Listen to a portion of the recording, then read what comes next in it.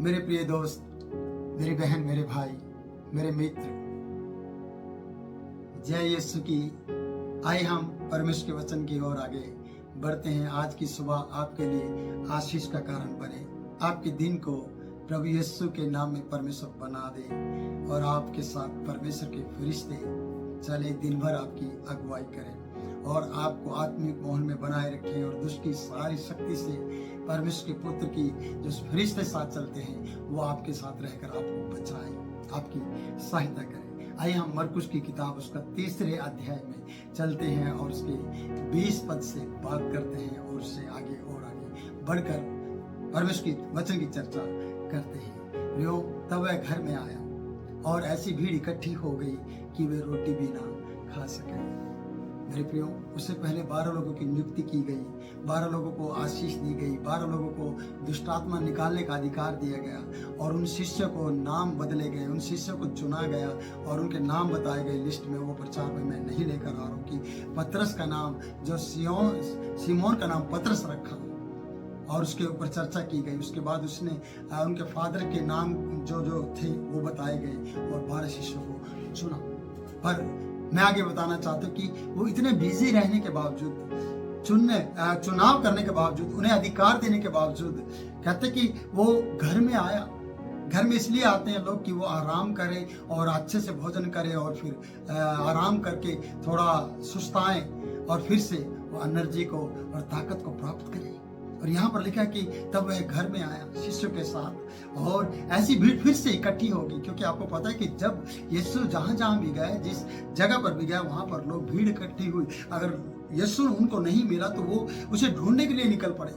क्यों? क्योंकि इसके अंदर से सामर्थ्य निकलती, वो आत्मिक जीवन रखता था, उसकी बातें लोगों को अपनी ओर खींचती थी, आकर्षित करती थी, उसकी बातों में जीवन था और वो जीवन का सोता था।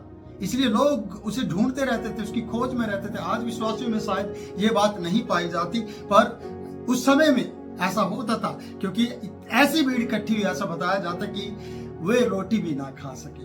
प्रियो, यीशु और उसके चेले रोटी भी नहीं खा सके घर के अंदर, क्योंकि भीड़ अपनी जरूरत को पूरा करने के लिए, अपने देह प्राण को अच्छा करने के लिए, ताकत पाने के लिए, चंगाई पाने के लिए यीशु के पास आ गए थे।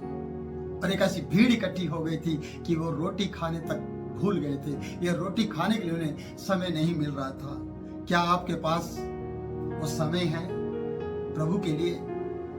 क्या आप वो इतना समय देते हैं कि आप रोटी खाना भूल जाएं? मुझे नहीं लगता आपके पास रोटी खाने का बहुत समय है, पर प्रभु के काम के लिए आपके पास कोई भी व्यक्ति आकर आपसे प्रार्थना नहीं करता। आगे बढ़ते हैं। जब उसके कुटुंबियों ने सुना, लोगों को, जब लोगों की भीड़ को देखते रहे, उसके कुटुंबी के लोग, उसके परिवार के लोग, तो कहते कि इतनी भीड़ इकट्ठी होती है और वो लोग उसे ढूंढ रहे हैं। आज शायद आपको कोई नहीं ढूंढ रहा और आप दुनिया को ढूंढने की कोशिश कर रहे होंगे, जैसे इसके यीशु मसीह के परिवार के लोग, कुटुंबी लोग उसे ढूंढने के लिए, उन्हें सुना, ऐसा सुना, बताया जाता है जब उसके कुटुंबियों ने यह सुना तो वो उसे पकड़ने के लिए निकले। किसे पकड़ने के लिए? यीशु मसीह को पकड़ने के लिए निकला। क्या सुना उन्होंने? कि भीड़, दुनिया, पब्लिक, जहां के लोग, जगत के लोग उसके पीछे भागते हैं, उसे ढूंढते हैं, खाना तक की उसे समय नहीं मिलता और चेले उसने चुन लिए हैं और भीड़ की भीड़ उसके पीछे भागती है। इसलिए उन्हें लगा कि उसे पकड़ा जाए, उसे घर में रखा जाए, उसे बाहर निकलने न दिया जाए, क्योंकि बहुत से लोग उसके विरोध में थे, बहुत से लोग उसके बारे में गलत बोल रहे थे, बहुत से लोग अच्छा बोलते थे, बहुत से लोग गलत बोलते थे, क्योंकि वो कह रहे थे, उसके परिवार के लोग जब उसे पकड़ने के लिए निकले, क्योंकि वे कहते थे कि उसका चित्त ठिकाने नहीं, उसका चित्त ठिकाने नहीं है। ये चित्त ठिकाने के ऊपर आप बात करें कि ये ठिकाना कहां पे होना चाहिए उसको? अपने घर पे, अपने माँ बाप के साथ, अपने भाई बंधु के साथ। क्यों वो पब्लिक में घूमता है? जब आप प्रचार के लिए निकलते हैं, जब आप सेवा के लिए निकलते हैं, तो आपके साथ भी यही होता है। आपके परिवार के लोग, आपके घराने के लोग, आपके रिश्तेदार सब आपके विरुद्ध में हो जाते हैं। जैसे यहाँ पर लिखा है कि यीशु मसीह के कुटुंब के लोग, कुटुंबियों ने जब सुना ये बातें तो वो उसके विरुद्ध में हो गए। शास्त्री फरीसी सदूकी तो उसके विरुद्ध में थे ही, पर उसके परिवार के लोग भी इस बात को सहन नहीं कर सके, वो भी उसके विरुद्ध में थे, उसका विरोध कर रहे थे। उनका जो वाक्य था कि वो उसे पकड़ने के लिए निकले थे और ये कहते थे कि उसका चित्त ठिकाने नहीं है। किस बात में यीशु का चित्त ठिकाने नहीं था मेरे प्रियो? क्या वो परमेश्वर का वचन सुना रहा था इसलिए? क्या वो लोगों को चंगाइयां दे रहा था इसलिए? या लोग उसके पास भीड़ की भीड़ आती थी इसलिए? क्या कसूर था उसका? क्या गलती थी? कहां उसका चित्त ठिकाने पर नहीं था? मुझे लगता है कि ये लोग जब अपने स्टेटस को बनाए रखने के लिए, अपने ही प्रशंसा चाहने के लिए कि यीशु के कारण हमारी बेइज्जती हो रही है, यीशु के कारण हमें सुनने को पड़ रहा है, तो वो लोगों ने सोचा कि हम इसको पकड़ लें और अपने घर जाकर इसे बंद कर दें कि इसका चित्त ठिकाने आ जाए और फिर ये कभी प्रचार ना करे। आज आपके प्रचार करने पर बैन हो सकता है। आप आपके चित्त को ठिकाने लाने के लिए दुनिया के लोग, जहान के लोग आपके पीछे पड़े होंगे, आपके लिए वो परेशानी का कारण खड़ा कर रहे होंगे, आपके चर्च, आपके आराधनालय को वो बंद करवा रहे होंगे, आपके विरुद्ध में वो सी चाल चल रहे होंगे जैसे यीशु मसीह के साथ खुद उसके परिवार के लोग विरुद्ध में खड़े थे। और संसार के लोग तो विरुद्ध में थे ही, जो अपने आप को आत्मिक और धार्मिक समझते थे, जो अपने आप को विद्वान समझते थे, वो लोग यीशु के विरुद्ध में थे। हम परिवार को देखते कि उन्हें सुना और उसे पकड़ने के लिए वो निकल पड़े थे। जब उसे पकड़ने के लिए निकले तो बताता है कि उसका चित्त ठिकाने नहीं है। वो ये बात उसे याद दिलाना चाहते थे कि यीशु का चित्त ठिकाने नहीं है। आपको भी मेरे प्रियो कभी न कभी किसी ने कहा होगा कि ये पागल हो गया है, इसका चित्त ठिकाने नहीं है, ये अच्छे से बात नहीं करता है, ये अपने लोगों को भूल गया है और हमेशा ईसाई बनने की बात करता है, हमेशा यीशु मसीह का नाम लेता है, पर यीशु का प्रेम आपको कायल करता है कि मैं उसके नाम अगर नहीं लूंगा तो मैं मर जाऊंगा। मैं उसका नाम लेकर ही आशीष पाता हूं, उसका नाम ही मुझे आशीष देता है। जब आप उसे प्यार करते हैं, और यीशु मसीह अपने पिता से प्यार करता था, वो परमेश्वर के प्रेम को उन लोगों तक पहुंचा रहा था। लेकिन माँ बाप का प्रेम, माँ बाप की नफरत, माँ बाप की जो स्टेटस, माँ बाप की जो बेइज्जती, ये सब देखते हुए कुटुंबी लोग सोचते हैं कि यीशु के कारण ये सब हो रहा है, यीशु के कारण ये भीड़ जमावड़ा इकट्ठा होता है, यीशु के कारण हमें सुनने को मिलता है, इसलिए हमें लगता है कि यीशु का चित्त ठिकाने नहीं है। आज आपको भी लोग कह रहे हैं कि इस व्यक्ति का, इस भाई का, इस बहन का, इस बेटी का चित्त ठिकाने नहीं है। इसने अपने धर्म को बदल लिया, इसने अपने विश्वास को बदल लिया, इसने देवी देवता को बदल लिया, इसने सब बातों को बदल दिया, जिसके कारण इसका चित्त ठिकाने नहीं है। मेरे साथ ये सब हुआ है।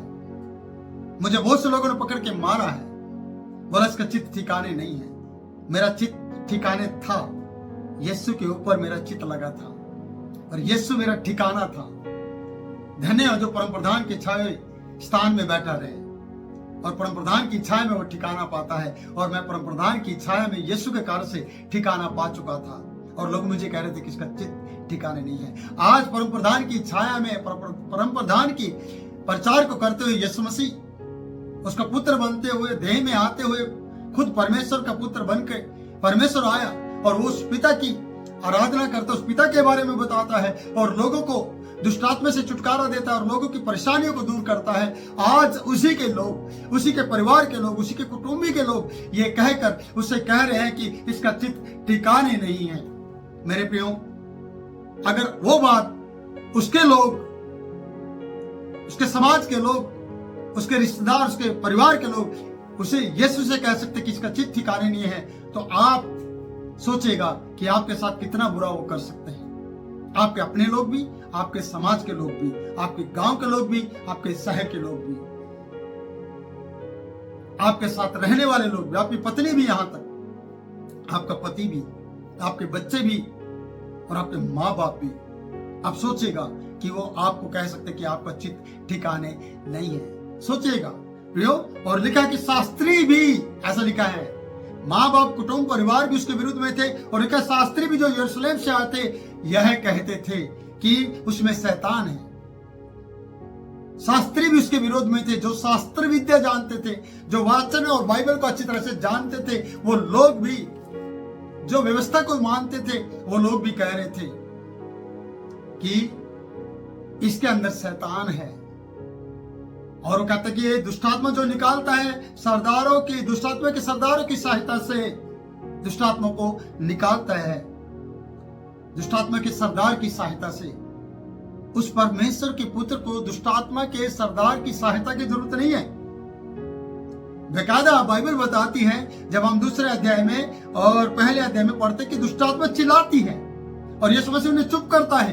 दुष्ट आत्मा चिल्लाती है और कहती है तू परमेश्वर का पुत्र है। लेकिन जो परमेश्वर के मानने वाले जो लोग हैं, जन हैं, जो शास्त्री अपने आप को कहलाते हैं, माँ बाप, जिनको यीशु मसीह के बारे में माता मरियम को पता था, यूसुफ को पता था कि ये कौन है, और उसके भाई बंधु को पता था ये कौन है, यीशु, वो लोग आज उस पर शक कर रहे हैं कि उसे कह रहे हैं कि इसका चित्त ठिकाने नहीं है। जब माहौल बिगड़ता है, परिस्थितियां आपके विरुद्ध में हो, विपरीत हो, तो आपके लोग भी आपके विरुद्ध में आकर खड़े हो जाएंगे और ये कहेंगे कि इसका चित्त ठिकाने नहीं है। प्रियो, आपका चित्त कहां पर है? किस ठिकाने पर है? किसके ऊपर आपने चित्त लगाया है? ये बात यीशु जानता है और आप जानते हैं। पर दुनिया के लोग, संसार के लोग, ज्ञानवान लोग इस बात को शायद नहीं समझते होंगे। वो अपनी पढ़ाई, डिग्री पर बात करते होंगे, अपने ज्ञान पर बात करके वो आपको शायद नीचा दिखाने की कोशिश कर रहे होंगे। पर परमेश्वर ने जगत के मूर्खों को चुनकर ज्ञानवानों को लज्जित होने के लिए आपको चुना है, करने के लिए आपको चुना है। पर वो कैसे हो सकता है? जब आपका चित्त यीशु के ठिकाने पर हो, परमेश्वर पिता के ठिकाने पर हो, प्रधान के छावे स्थान पर आपका चित्त लगा हो, जब आपके हृदय के पटियों पर परमेश्वर की व्यवस्था के वचन लिखे हो, उसका प्रेम आपके हृदय में कार्य करता हो, तो आपका चित्त उस पर लगा होगा। तो आज ये लोग ये कहकर कि इसका चित्त ठिकाने पर नहीं है, उसे पकड़ना चाहते हैं यीशु को, और आपको बहुत से लोग पकड़ने की कोशिश करेंगे और आपको बर्बाद करने की कोशिश करेंगे। पर याद रखिए कि आपका चित्त ठिकाने पर है। यीशु के नाम पर आपका चित्त लगा है और आप यीशु से प्रेम करते हैं, आप पवित्र आत्मा से प्रेम करते हैं। पवित्र आत्मा आपकी मदद करेगा आपके चित्त को यीशु के ऊपर लगाने के लिए, ताकि आपका चित्त बेठिकाने नहीं बल्कि ठिकाने लग जाए। और ठिकाने लगने का मतलब है आप यीशु पर विश्वास करते हैं। पर दुनिया के लोग आपको ठिकाना लगाना चाहते हैं। ठिकाना लगाने का मतलब आपको इस पद से और उसके मसीह के प्रेम से अलग करना चाहते हैं। और पौलुस कहता है रोमियो 8:28 में, जब हम पढ़ते हैं 35 में, कौन हमें मसीह के प्रेम से अलग कर सकता है? क्या नंगाई, कलेश? उसमें पूरी लिस्ट दी गई है।